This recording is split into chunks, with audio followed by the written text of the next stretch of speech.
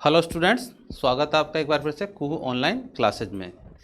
पिछले वीडियो के अंतर्गत आपने राम लक्ष्मण परशुराम संवाद में जाना कि लक्ष्मण जी जो हैं परशुराम की बातों को सुनकर उन्हें वीर और कायर के बारे में बता रहे हैं कि वीर कौन होता है और कायर कौन होता है। इसके बाद लक्ष्मण जी का ही कथन है, आगे वो क्या कहते हैं।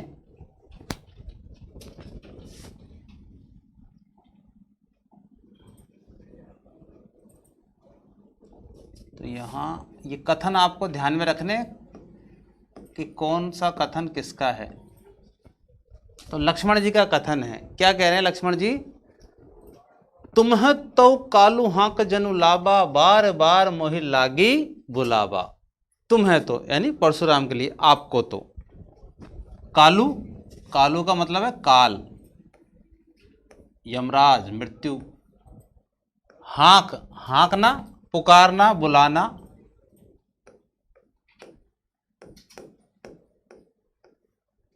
जनु का मतलब है मानो, कि आपको तो ऐसा लग रहा है, आपको तो ऐसा लग रहा है मानो कि काल आपके वश में है, आप काल को मेरे लिए बुलाएंगे और काल आकर के मुझे ले जाएगा। बार बार मोही, मोही यानी मुझे, बोलावा मतलब बुला रहे हो।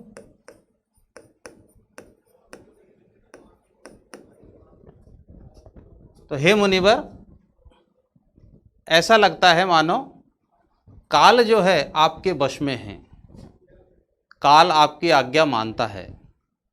क्योंकि परशुराम जी ने कहा था ना कि तू काल के वश में है, मैं तेरा काल हूँ। तो उन्हीं बातों पर व्यंग कर रहे हैं लक्ष्मण जी कि आपको तो ऐसा लगता है मानो काल आपके वश में है, आप काल से कहेंगे और काल जो है मुझे ले जाएगा। याद रखें, यहाँ जो ये पंक्ति है इसमें उत्प्रेक्षा अलंकार है। उत्प्रेक्षा अलंकार, उत्प्रेक्षा अलंकार की पहचान है, वाचक शब्द आते हैं उसमें जनु, जानो, मनु, मानो। अगर इस तरह के वाचक शब्द आते हैं तो वहाँ उत्प्रेक्षा अलंकार होता है। उपमेय की उपमान में संभावना व्यक्त की जाती है। तो लक्ष्मण जी ने संभावना व्यक्त की है कि भाई ऐसा लगता है मानो, ये संभावना है। बार बार शब्द की पुनरावृत्ति हुई है, इसलिए यहाँ पर पुनरुक्ति प्रकाश अलंकार है, अर्थ एक ही है। बार बार यानी दोबारा। तो ऐसा लग रहा है कि भाई काल आपके वश में है, आप काल को पुकारेंगे मेरे लिए और काल मुझे ले जाएगा।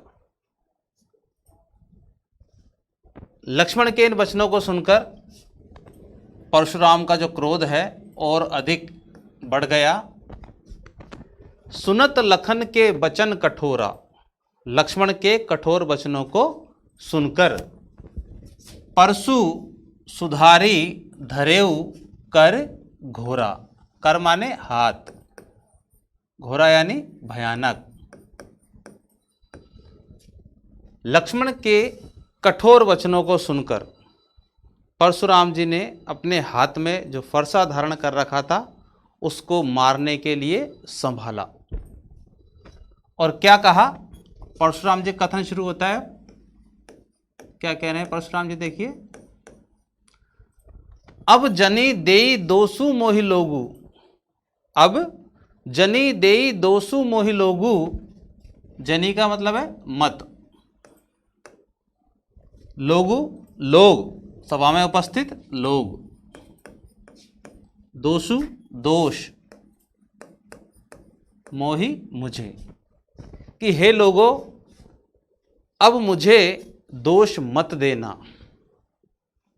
हे लोगों अब मुझे दोष मत देना, कटुवादी, कटुवादी कड़वे वचन बोलने वाला, कड़वे वचन बोलने वाला।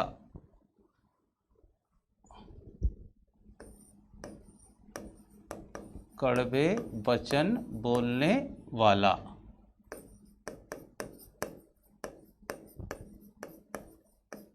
बालकु बदजोगु, बदजोगु का मतलब है बद के योग्य।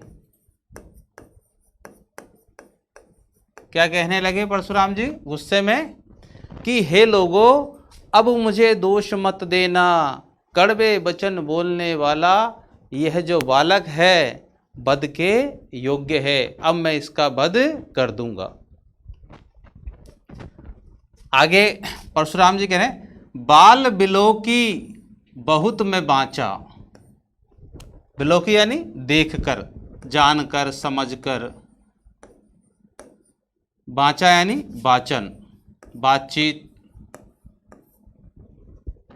कि बालक देखकर, बालक जानकर मैंने इसके साथ बहुत बातचीत कर ली है। अब येहू, अब येहू यानी अब यह मर निहार भा साचा, साचा यानी सच में। कि अब यह जो बालक है सचमुच में, वास्तव में मरने वाला है। परशुराम जी ने गुस्से में भरकर क्या कहा कि हे लोगों, अब मुझे दोष मत देना, कड़वे वचन बोलने वाला यह बालक वध के योग्य है, और बालक जानकर मैंने इसके साथ बहुत वार्तालाप कर लिया है, और अब यह सचमुच में मरने वाला है, क्योंकि उन्होंने अपने हाथ में फरसे संभाल लिया था मारने के लिए। अब राम लक्ष्मण के जो गुरु थे विश्वामित्र जी, वो वहीं बैठे हुए थे। उन्होंने देखा कि वास्तव में परशुराम का क्रोध बहुत बढ़ गया है, और उन्होंने लक्ष्मण को मारने के लिए अपना फरसा उठा लिया है। तो क्या कहने लगे विश्वामित्र? कौशिक, कौशिक नाम है विश्वामित्र का। अब विश्वामित्र, कौशिक कहा क्षमिए अपराधु। विश्वामित्र ने क्या कहा कि आप जो है इसके अपराध को क्षमा कर दीजिए। किसके अपराध को? लक्ष्मण के अपराध को, जो उन्होंने कटु वचन कहे परशुराम जी को। तो विश्वामित्र कह रहे हैं, क्योंकि विश्वामित्र बहुत शांत है, तो उन्होंने विनम्रता पूर्वक हाथ जोड़कर परशुराम जी से क्या कहा कि आप जो है इसके अपराध को क्षमिए। क्षमिए का मतलब है क्षमा कर दीजिए, माफ कर दीजिए इसको। बाल दोष गुण गनई ने साधु। गुण गनई यानी गिनना। बाल दोष, बाल दोष यानी बच्चों के दोष। कि जो साधु होता है वो बच्चों के गुण दोषों पर ध्यान नहीं देता है, उनकी गलतियों को माफ कर देता है। आप भी इसकी गलती को माफ कर दीजिए। ये विश्वामित्र जी ने किससे कहा? परशुराम जी से, कि ये बालक है, आप साधु हैं, तो आप इसकी बातों पर ध्यान मत दीजिए। और साधु तो जो है बच्चों की गलतियों को माफ कर देते हैं, तो आप भी माफ कर दीजिए। लेकिन परशुराम जी तो अत्यंत क्रोधी हैं, वो कहाँ शांत होने वाले हैं। तो परशुराम जी क्या कह रहे हैं, आप देखिए। खर कुठार, खर कुठार में अकरुण को ही। खर माने तेज, कुठार यानी कुल्हाड़ा, फरसा। मैं अकरुण, अकरुण का मतलब है करुणा रहित, दया रहित। और कोही का मतलब है क्रोधी। गुरुद्रोही यानी गुरु का शत्रु। क्या कहा विश्वामित्र की बातों को सुनकर परशुराम जी ने कि खर कुठार में अकुरन को ही आगे अपराधी गुरुद्रोही। कि मैं तेज धार वाले इस कुल्हाड़े को धारण करने वाला, करुणा रहित और अत्यंत क्रोधी हूँ। आगे अपराधी गुरुद्रोही, मेरे सामने मेरे गुरु का अपराधी, मेरे गुरु का शत्रु है, मैं इसे माफ नहीं कर सकता हूं।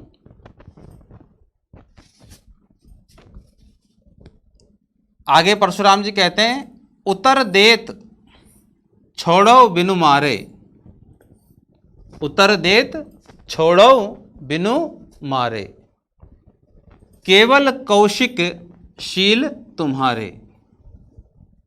कि आपके द्वारा उत्तर देने पर, आपके द्वारा कहने पर मैंने इसको छोड़ दिया है, मैंने इसे नहीं मारा है। केवल कौशिक शील तुम्हारे, कौशिक यानी विश्वामित्र, शील माने श्रेष्ठ जो आचरण होता है।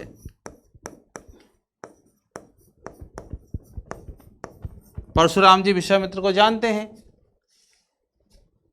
विश्वामित्र क्षमाशील हैं, शांत हैं, नीतिज्ञ हैं, विनम्र हैं। तो परशुराम जी कह रहे हैं कि हे कौशिक, हे विश्वामित्र, आपके अच्छे आचरण के कारण, आपके श्रेष्ठ आचरण के कारण मैंने इसको बिना मारे छोड़ रखा है। नैत, नैत नहीं तो, नैता का मतलब क्या? नहीं तो। नहीं तो क्या करते परशुराम जी? यही, यही यानी यहीं, काटी कुठार कठोरे, कुठार यानी कुल्हाड़ा, कठोरे यानी कठोर। क्या करता? नहीं तो इसी कुल्हाड़े से यहीं इसको काट देता। किसको? लक्ष्मण को। ये परशुराम जी ने कहा विश्वामित्र से कि मैंने इसको बिना मारे छोड़ रखा है केवल आपके अच्छे आचरण के कारण।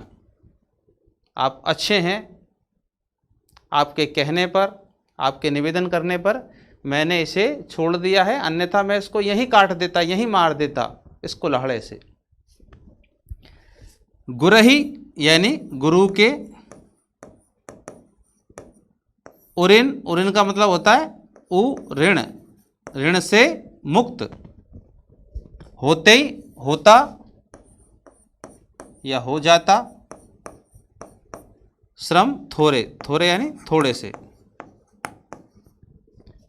और क्या कह रहे हैं परशुराम जी विश्वामित्र से कि मैं थोड़ा सा प्रयास करता और अपने गुरु के ऋण से मुक्त हो जाता, गुरु के ऋण से मुक्त हो जाता। ये किसने कहा? परशुराम ने विश्वामित्र से। परशुराम जी के गुरु कौन? शिव जी। क्या ऋण था?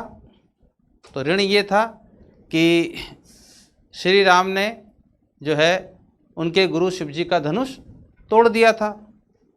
तो इसे जो है परशुराम जी ने अपने गुरु का अपमान समझा और वो इस शिव धनुष भंग करने वाले को दंड देना चाहते थे।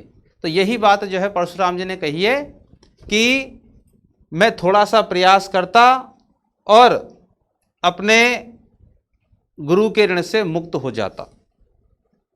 ठीक है, पुनः एक बार पूरे का दोहरान करता हूं, ध्यान से सुने, समझे कौन किससे क्या कह रहा है। लक्ष्मण का कथन है, लक्ष्मण कह रहे हैं, तुम्हें तो कालू हाक जनु लाबा, बार बार मोहि लागी बुलावा। कि आपको तो ऐसा लग रहा है जैसे काल आपके वश में है, आप उससे कहेंगे और वो मुझे लेके चला जाएगा। सुनत लखन के वचन कठोरा, परसु सुधारी धरेउ कर घोरा। ये सुनकर के, लक्ष्मण के इन वचनों को सुनकर के परशुराम जी ने अपना भयानक जो फरसा है वो मारने के लिए संभाला। और क्या कहा? अब जनी देई दोसु मोहि लोगु, कटुवादी बालकु बदजोगु। कि अब मुझे कोई भी व्यक्ति, सभा में उपस्थित कोई भी दोष नहीं दे, क्योंकि कड़वे वचन बोलने वाला यह जो बालक है बद के योग्य है। बाल बिलो की बहुत में बाँचा, अब यहू मर निहारभा साचा। कि बालक जानकर मैंने इसके साथ बहुत वार्तालाप कर लिया है और अब यह सचमुच में मारा जाएगा। जब विश्वामित्र जी ने देखा कि बात बहुत बढ़ चुकी है, परशुराम जी ने जो है लक्ष्मण को मारने के लिए फरसा उठा लिया है, तो विश्वामित्र ने विनम्रतापूर्वक मधुर वाणी में क्या कहा, कौशिक कहा क्षमीय अपराधु, बाल दोष गुण गनई न साधु। विश्वामित्र ने कहा कि आप साधु हैं और साधु बच्चों के गुण दोषों पर ध्यान नहीं देता है, आप इसके अपराध को क्षमा कर दीजिए। विश्वामित्र की इन बातों को सुनकर परशुराम जी का क्रोध शांत नहीं हुआ और क्या कहा उन्होंने, खर कुठार में अकुरन को ही आगे अपराधी गुरुद्रोही, कि इस तेज धार वाले कुल्हाड़े को धारण करने वाला मैं करुणा रहित हूँ, अत्यंत क्रोधी हूँ, आगे अपराधी गुरुद्रोही, मेरे सामने मेरे गुरु का अपराधी खड़ा है, मेरे गुरु का शत्रु खड़ा है। उतर देत छोड़ो बिन मारे, केवल कौशिकशील तुम्हारे, कि हे विश्वामित्र, आपके द्वारा कहने पर, आपके द्वारा निवेदन करने पर मैंने इस बालक को बिना मारे छोड़ दिया है, नहीं तो न तो यही काटी कुठार कठोरे, नहीं तो इसी कुल्हाड़े से इसे यही काट देता। गुरही उरिन होते ही श्रम थे, और अपने गुरु के ऋण से मुक्त हो जाता थोड़े से प्रयास से, थोड़ा सा प्रयास करता और जो है मैं मेरे गुरु के अपराधियों को मार देता और गुरु के ऋण से मुक्त हो जाता। गुरु के ऋण से मतलब है गुरु के अपमान का बदला। पूरे काव्यांश में अनुप्रास अलंकार है, वर्ण की आवर्ती हो रही है। जैसे देखिए, देई दोषु,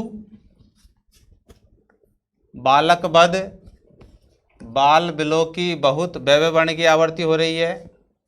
कौशिक कहा, कैके वर्ण की आवर्ती हो रही है ना।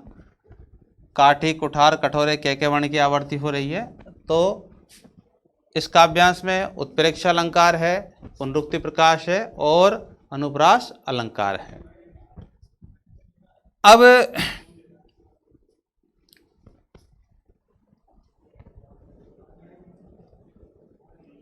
जब विश्वामित्र जी ने परशुराम जी की इन बातों को सुना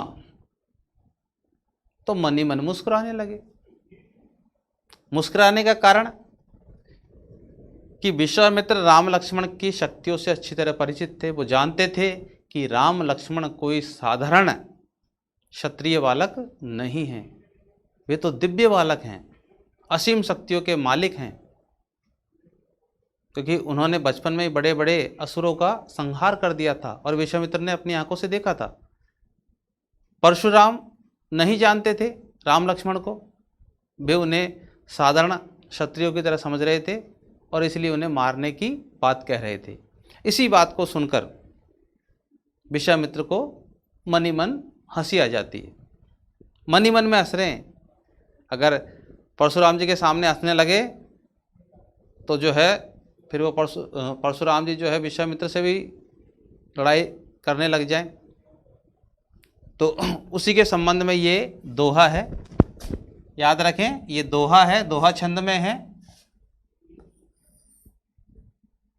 दोहा छंद में है, ये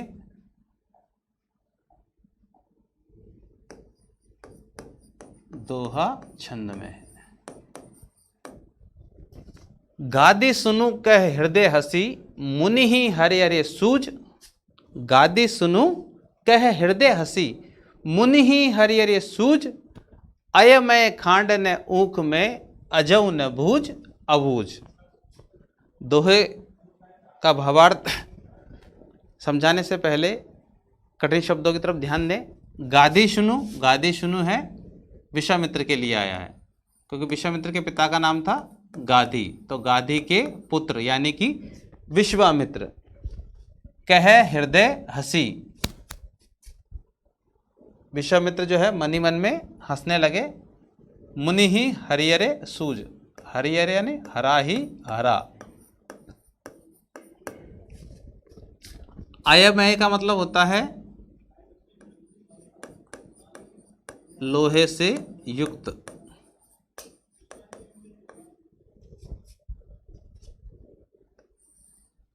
और ऊखमय का मतलब होता है गन्ने से युक्त।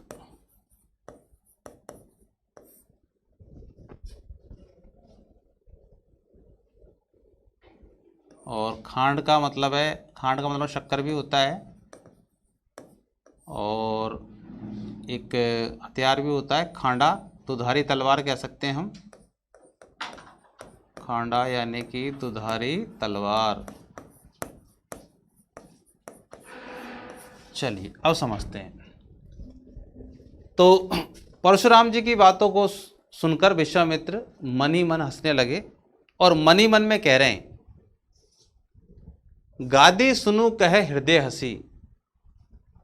विश्वामित्र मन ही मन में हंसने लगे और कहने लगे, मुनि ही हरे हरे सूझ, के मुनि को हरा ही हरा सूझ रहा है। मुहावरा है हरा ही हरा सूझना, सरल लगना, कि राम लक्ष्मण को हराना परशुराम जी को बड़ा सरल लग रहा है, बड़ा आसान लग रहा है, क्योंकि परशुराम जी कह रहे थे कि मैं थोड़ा सा प्रयास करूंगा और इन्हें मार दूंगा। इसी बात को सुनकर जो है विश्वामित्र को मन ही मन में हंसी आ गई। तो मन ही मन में कह रहे हैं कि मुनि को हरा ही हरा सूझ रहा है, यानी वो राम लक्ष्मण को साधारण बालक समझने की भूल कर रहे हैं। अय में खांड न ऊख में, उन्हें शायद मालूम नहीं है कि ये गन्ने से बनी शक्कर नहीं है। गन्ने से बनी शक्कर, भाई शक्कर गन्ने से बनती है।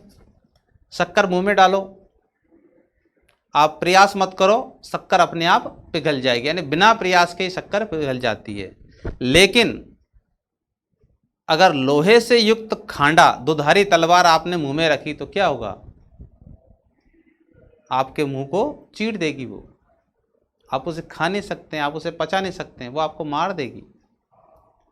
तो भावार्थ ये है कि विश्वामित्र मन ही मन में अपने आप से ही बातें कर रहे हैं कि मुनि को हरा ही हरा सूझ रहा है, उन्हें शायद मालूम नहीं है कि ये गन्ने से बनी शक्कर नहीं है, लोहे से युक्त दुधारी तलवार है।